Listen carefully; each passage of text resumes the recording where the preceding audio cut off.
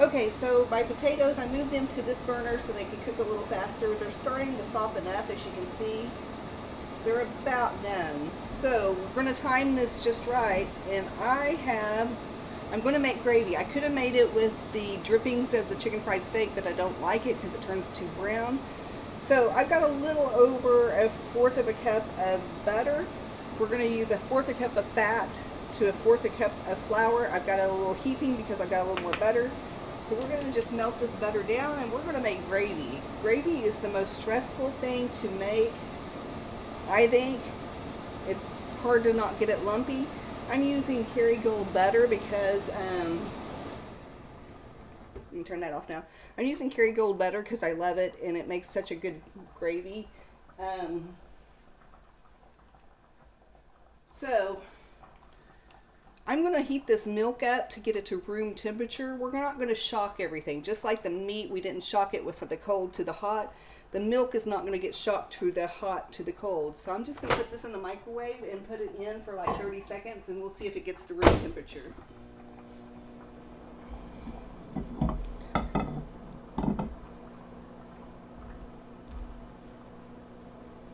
And these potatoes are done, so I'm going to drain them.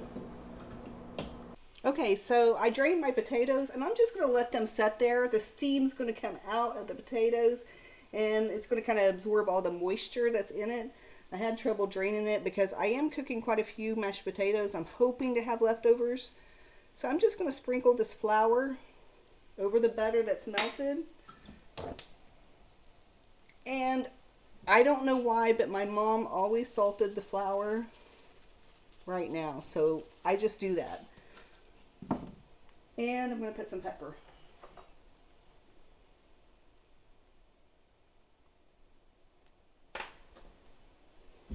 So this is called a roux. What we're doing is flour and butter and salt and pepper.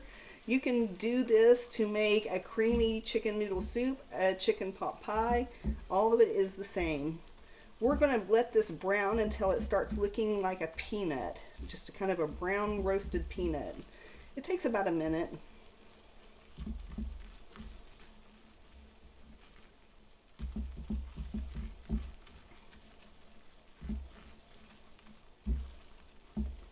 I'm going to check on my milk and see how it's feeling.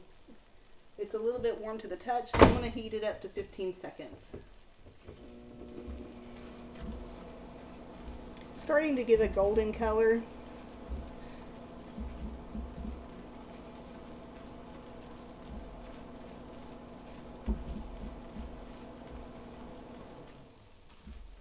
When you use butter, it makes a nice white gravy, and I just kind of like it. I'm going to check on my milk.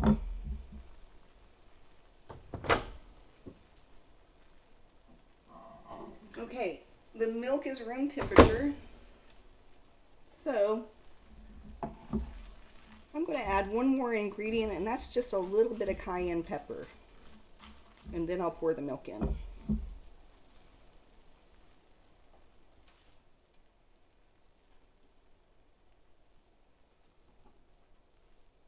You don't have to add cayenne, but we like a little spice. That's just a sprinkle.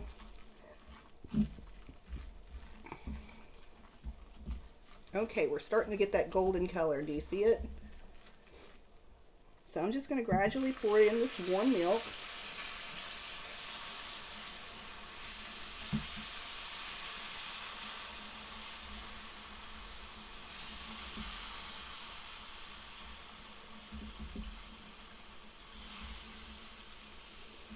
It looks lumpy, but don't worry. It's going to be okay.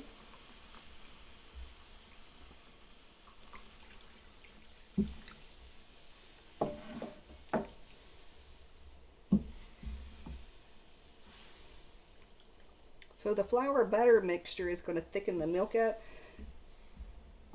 And if it's too thick, we can add more milk. Not a big deal.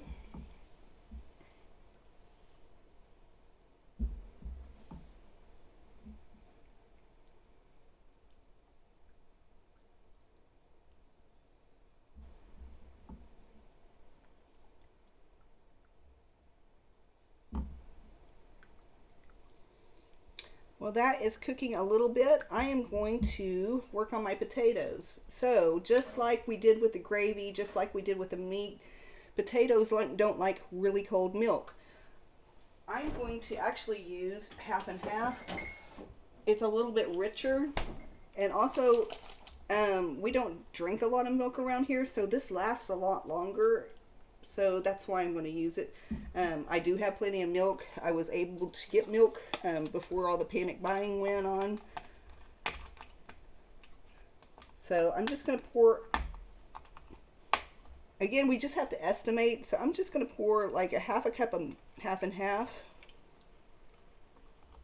And I'm going to put about 2 tablespoons of butter in it. And then I'm going to microwave that and get it to room temperature. Let me work on this gravy a little bit.